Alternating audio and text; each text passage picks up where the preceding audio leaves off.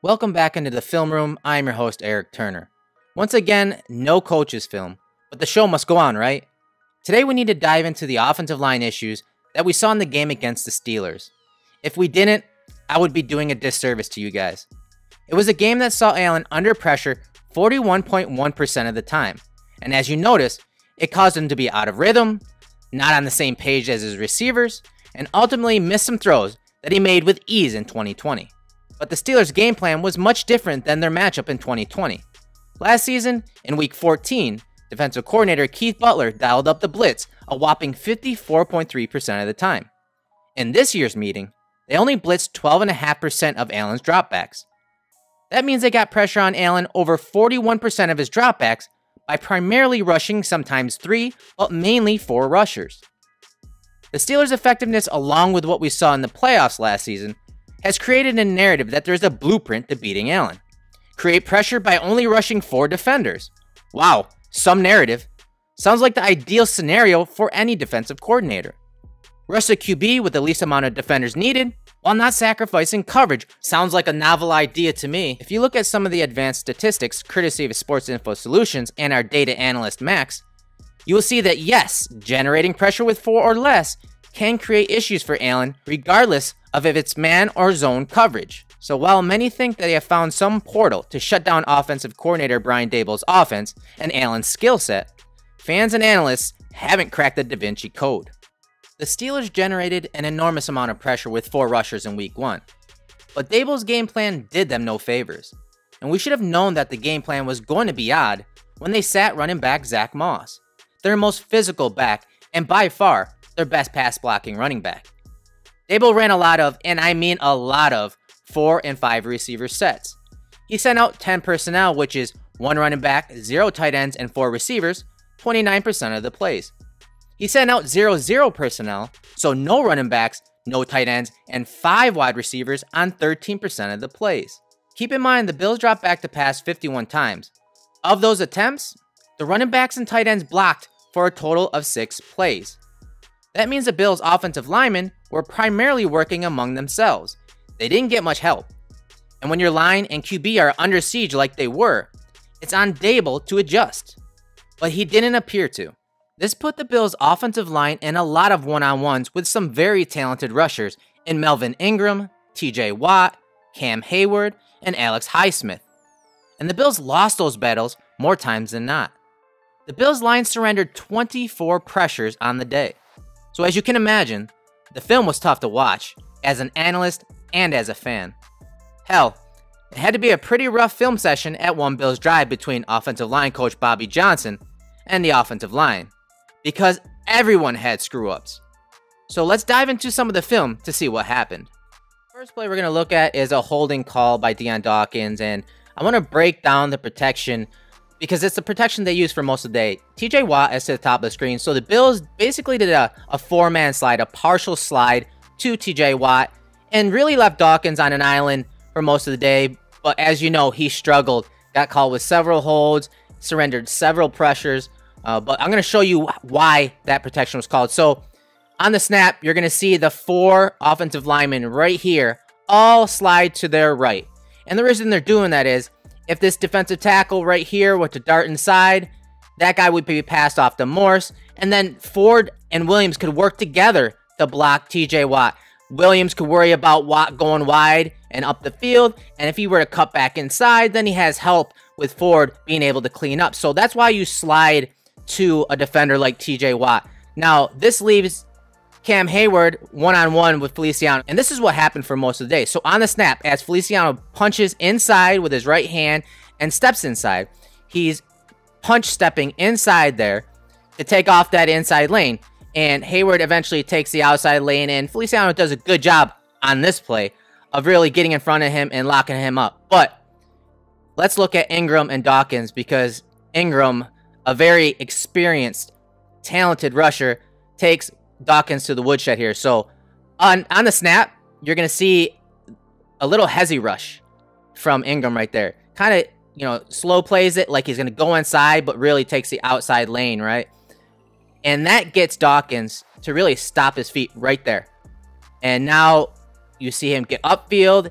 get low, get under the pads with Dawkins, and then just use that power to really get up underneath Dawkins. You can see Dawkins really get lifted off the ground right there, and Ingram is able to draw the holding call right here. But watch his little fake Josh Allen puts on Minkah. It's not the first or last time that you'll see that from him when he scrambles, but again, unfortunately, it is called back on a hold. This is a 3x1 all verticals concept to Emmanuel Sanders that Josh Allen misses. It looks like he's a little tight. His mechanics are a little off, a little stiff on that release, and the pass sails over the head of Sanders. But I want to highlight Feliciano because, as we saw earlier, it's the same protection, partial slide with 4 to the top of the screen to TJ Watt. You're leaving Dawkins one-on-one. This time was Highsmith. But watch Feliciano use a little snatch trap on Hayward. Hayward, a big guy, pretty agile for a guy his size, but you see him go to power, so Feliciano recognizes it, quickly snatches him down to the ground, allowing Josh Allen to stand in the pocket and deliver a throw down the field, something that the Bills didn't get to do all that often against the Steelers, but a really nice play from Feliciano. Again, he lost most of the day, but you got to show some of the good plays for him as well, because it did allow Josh Allen to throw the ball down the field. And if you guys follow me on Twitter or in our Slack channel, you heard me talk about how it looks like Brian Daboll had put some air raid schemes, some plays or concepts from SMU, June Jones, when Sanders and Beasley were receivers in that system back in the day. This was one of those switch release concepts I was referring to. You see them exchange the release right there. And this is such a nasty route. It's so great, and Sanders sells it so well because he really kind of slow plays this route and kind of skips into this break, making this defender think that he's going to run his speed out here. But instead, he gets vertical down the field. Again, on the all vertical concept. Again, a really nice route concept and read from Josh Allen. He's got to make this throw. One reason I'm not worried about Allen showing in week 1 is because he's made some very high level reads. So watch Fitzpatrick and how Allen reads him. So the defender to the bottom is in man-to-man coverage with Diggs, but he has help over the top. To the top of the screen, the defender over Knox is also in man-to-man coverage. The other 3 defenders are playing 3 over 2 on Beasley and Sanders. Watch how the bender route by Beasley is passed on to Fitzpatrick, and how Allen reads it and delivers it to Sanders. Good read, just bad execution. Alright, on to the next play. 3rd and 14, first quarter, 5:21 on the clock. Again, same protection. Isolating Dawkins on Ingram, sliding the other 4 to the top of the screen to TJ Watt. But this time, you're going to see Hayward do a number on Feliciano off the ball here. So, Feliciano, again, a little slow off the snap, a little high, but he does step inside to take away that inside lane. He is nose to nose now with Hayward. That's a good thing. That's what Bobby Johnson teaches.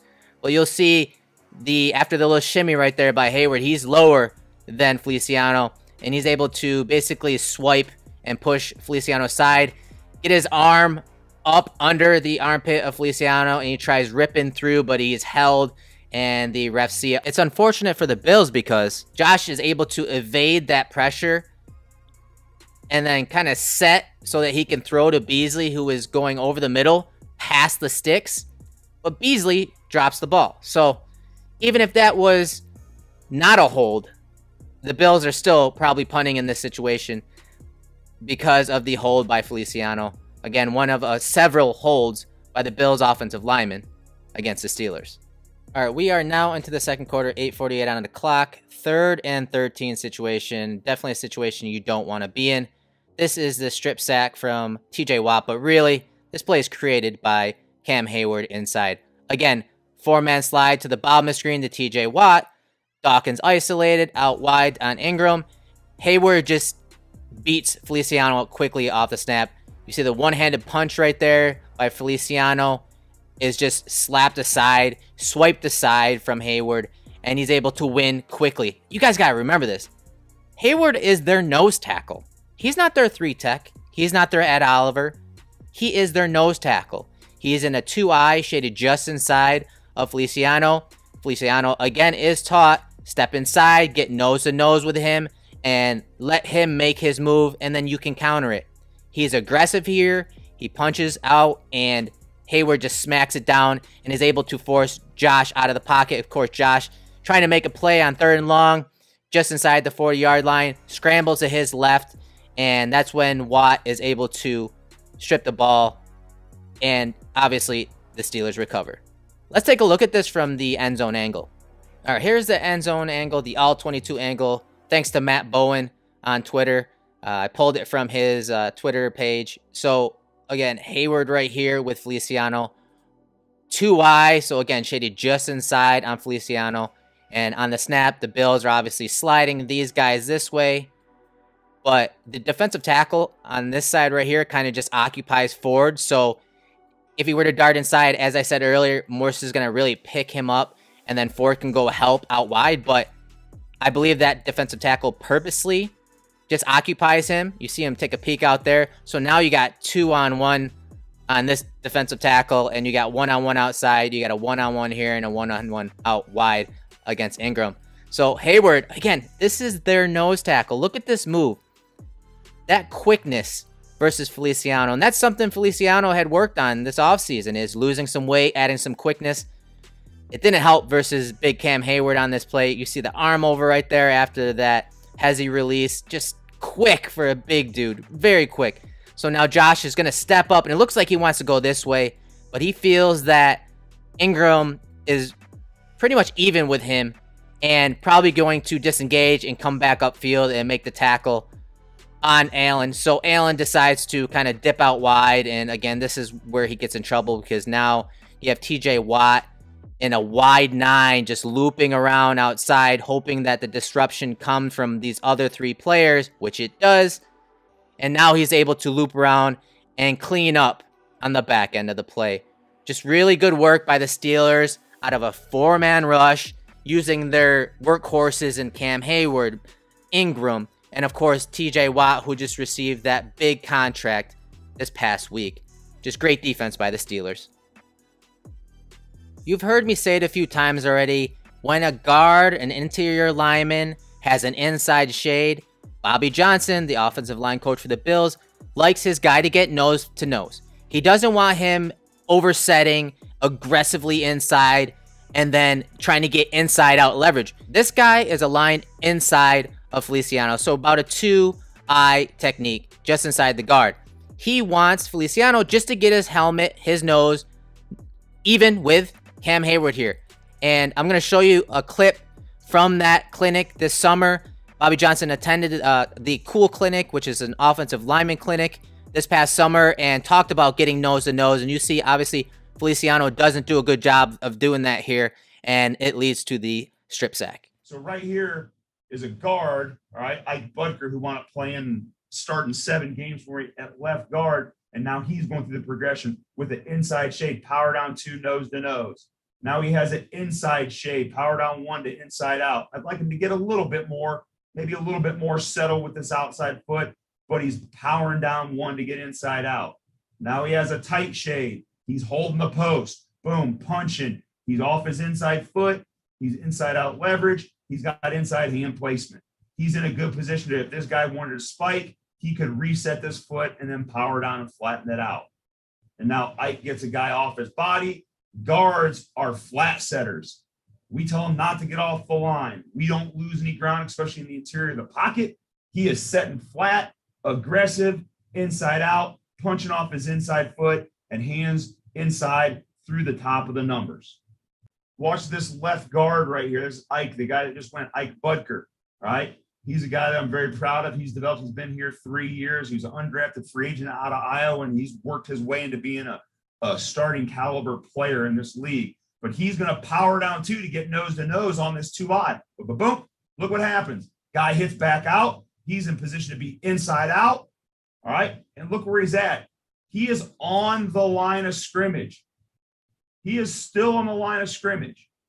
All right. So he's powered down and taken away interior leverage on the D lineman, got to inside out leverage. So now he is between the defender and the quarterback, and he's done all of that and stayed within a yard of the line of scrimmage. But this other guard, John Feliciano, all right, same thing. He's going to set flat to an outside shade, all right, set to it. It's not a tight shade. It's in the gap.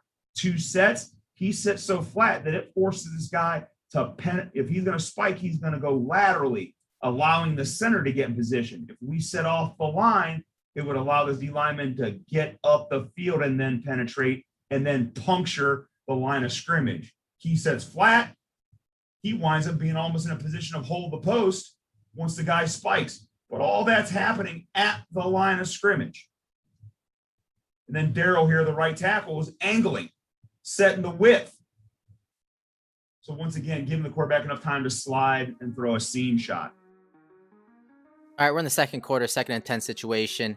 The Steelers are showing a few more guys near the line of scrimmage. They're showing about 6 guys up near the line of scrimmage.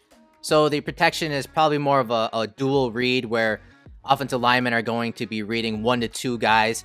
And then whoever does come, they pick them up. But it ends up falling and unfolding just like we had seen most of the game. 4 slide to the bottom of the screen, even though TJ Watt is not in the game. And you're going to have Dawkins one-on-one with Highsmith. But this is another early, quick win by Cam Hayward. You see Feliciano once again on the snap, be aggressive right at the line of scrimmage. He tries getting nose-to-nose, but punching out with both hands on this play. And that is one of the most vulnerable positions as an offensive lineman. When you punch with 2 hands and all your weight's going forward, you better land it. Because if you don't, this is what's going to end up happening. You're going to get behind the 8 ball and then try to recover against a guy like Hayward is nearly impossible. He just runs right through Feliciano. Luckily, Elam comes off his first read to the top of the screen, slides just a little bit to his right, and fades away just enough out of Hayward's grasp and is able to get it to Dawson Knox. So let's take a look at this play from the end zone angle. It's a little blurry, it's a little choppy, but this is all I could find on Twitter. So let's take a look. All right, this is courtesy of Alex Kozara from Steelers Depot. Posted it on his Twitter handle this morning. So here's Hayward, again, inside shade. So all that Bobby Johnson wants Feliciano to do is slightly slide inside, get nose-to-nose with him, and then work from there. You see him punch out with 2 hands on the snap right there. And instead of going inside, he ends up coming out wide on Feliciano, beats the hands, and then again, you're not going to be able to recover against the type of power that Hayward possesses. Look at his hips. Look how low he is to the ground. Look how much power he exerts, and he just goes right through Feliciano. The straightest line to the quarterback. Again, good work from Josh Allen, though. Slides, fades just a little bit, and then a little fluty throw, jump throw right there to Dawson Knox on the double catch. So good work by Josh Allen of extending the play from within the pocket due to the pressure up the middle from Cam Hayward. So here's a similar protection, and this is a different play. Hayward's not in on this play, but similar protection, and another reason why teams like to run this little 4-man slide, because, again, you may have teams that like to send these nickels coming off the edge. Well, that means instead of picking up Watt right here, Williams is going to be kicking out to get the nickel, and then you're going to have Cody Ford picking up TJ Watt. So everyone just slides to the right a little more, and it's picked up, and the ball's out. Here's a better look at it. Again, watch the right side here. Watch how they slide to pick up the edge defender here. So here's Williams. He sees that slot coming. That means he's got to kick out wide to get him. That allows Ford, who is uncovered, to get Watt. Morse is man for man on the defensive tackle, and then everyone else is picking up their man. Now, Brown does give up a pressure here around the edge, but ball's out. This was when Deion Dawkins went out of the game to get his shoe tied back up. But that just gives you an idea on how that little slide protection will work and how it helps not only pick up a guy like TJ Watt, but if they do send another guy and slant TJ Watt inside, the nickel can be picked up by the right tackle or left tackle. So 3rd and goal situation, the Bills send out 10 personnel in the low red zone. This is the touchdown play eventually to Gabriel Davis. You see the Steelers call a timeout here. They're mixed up on defense, so they call a timeout. Smart timeout right before half. But I want you to watch Tomlin on this play, leading into the play. This is usually the part of the field that the Bills like to send in multiple tight ends, not 10 personnel. So 1 running back, 0 tight ends, and 4 receivers. So I think that threw the Steelers through a loop. And you see Tomlin talking on the sideline to some of his coaches, probably Keith Butler, the defensive coordinator. And you see him kind of mention leverage. Maybe he's just saying, like, let's play leverage here. Let's not do anything crazy. And he said, oh, right there, he says, okay, let's try it. And then it almost looks like he calls the play. 5-0 something. And he's talking about leverage. Again, playing with leverage versus the receivers. Probably not an area of the field with 4 receivers where the Bills are going to run the ball. And they're not. They're passing it here. So you see Davis in the slot to the bottom. And now you see number 20, Cam Sutton, follow him. And obviously, Davis is the target. So this is obvious man coverage. The 2 safeties are right here playing low. And so it's man coverage across the board. And what Davis is going to do is kind of work towards the middle of the field, towards Fitzpatrick, then break out wide.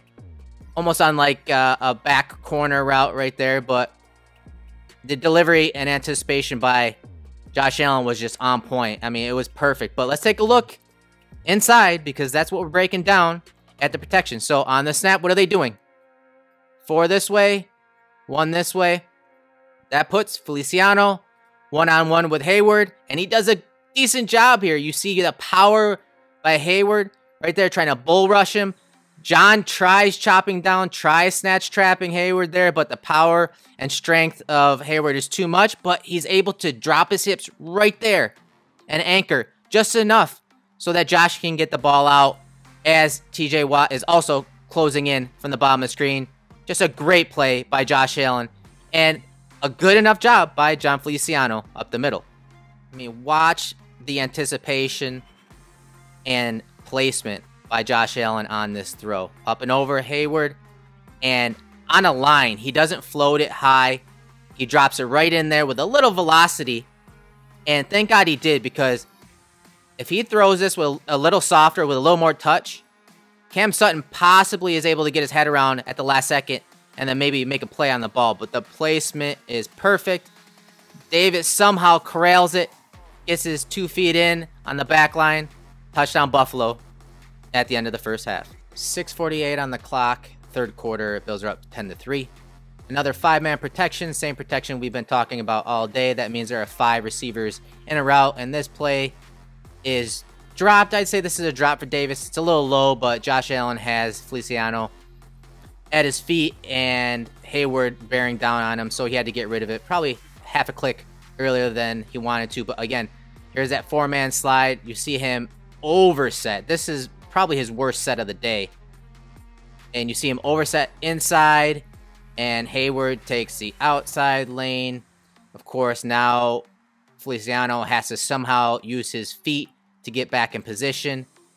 He's open, the door's open for Hayward, and now there's no way for Feliciano to swing his hips around so that he can get in front of Hayward there, especially when both of his hands are on Feliciano and just driving him backwards, and you see him hit the turf right at the feet of Josh Allen. So here's another look at the play from the end zone angle. Sorry about the clarity, it's a little rough. It's pulled off of Twitter from Alex Kozara of Steelers Depot. Again, inside shade, right? Get nose to nose. That's what Feliciano is told to do. So on the snap, he's trying to be quick, trying to get nose to nose. And I mean, even with Hayward initially shooting inside, then bouncing out wide, I don't think you ever see Feliciano actually get nose to nose. And just look at the shoulder pads. It's pretty easy because you can see the black and the white shoulder pads. Look at the pad level. Look how much lower you see Hayward when he makes his moves. So a little too high for Feliciano, a little too aggressive. His feet are erratic and they're not under him. And if you don't have your base or foundation under you against a guy like Hayward, you're just going to lose flat out. You see a nice move from Hayward, and then again goes to power, and then it's the straightest line to the QB right through Feliciano. Luckily, Allen is able to get rid of it. Unfortunately for the Bills, it goes incomplete. So 3rd and 8 situation, Bills up 10-3 in the third quarter. Steelers showing a little something different. You have Hayward right here over the center in a 2-point stance. There's 5 across the line, so they're trying to get the Bills to do 5-0 blocking or man-on-man. And on the snap, it's really Hayward versus Mitch Moore. So Mitch snaps the ball, and as soon as he tries to punch out, Hayward's expecting it. He knows that the Bills offensive line and Bobby Johnson, their coach, love to be aggressive, love to be the initiator. So Hayward smacks Morris's hand down, but unlike Feliciano, Morris is quite the athlete. So you see him recover and eventually does get back inside. And you know what? Feliciano might have been able to help if Breida didn't get in the way there. But either way, Morris does a good job of at least getting his hips back around and anchoring down as best he can right in front of Josh Allen. Josh is able to still get the ball off. And I actually like the throw placement on this to Cole Beasley versus Fitzpatrick. He gave Cole Beasley a shot. Unfortunately, it goes incomplete, but it just goes to show how quick and how athletic the big Cam Hayward is. And he registered, I want to say, 12 pressures against the Bills.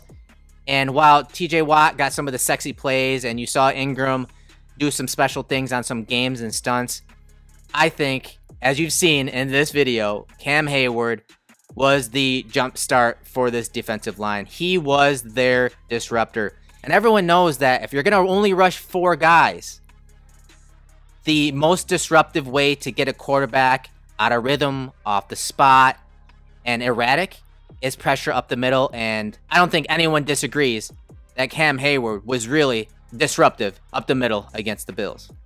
I know it was painful to watch, but I hope you guys learned something about the Bills' pass protections and their game plan on how to stop the Steelers. Again, the Steelers only rushed 4 for most of the game, and they were able to generate 41% pressure against Josh Allen. So that tells you that the Steelers had a really good game plan on how to attack pass protections, and they did it with 4 guys like you see here. Mainly, they attacked 3x1 sets. Bills love 3x1 sets, as does the entire league. You'll see this one out of a 2x2 set, 10 personnel look. A nice twist by Melvin Ingram right there. And Josh is able to release the ball, but Ingram gets a piece of the ball. So they did some really good things with him on twists and stunts. But again, the bigger picture here is the Steelers and defensive coordinator Keith Butler had Brian Daboll's number. He knew based on formations what pass protections the Bills were going to pull out. That's how he was able to get as much pressure as he did with only 4 defensive pass rushers. So going forward, Brian Daboll has to change up some of his pass protection schemes so that teams do not key in on this, because regardless of who you put out there, if the defense knows what pass protections you're going to be running, the offensive line is going to struggle, and therefore Josh Allen will struggle. Thanks for tuning in to this edition of the Film Room. I'm your host, Eric Turner. Be sure to subscribe to all of our content on the Cover One YouTube channel and follow us on all social media pages. We appreciate all of your support, and we will see you next week.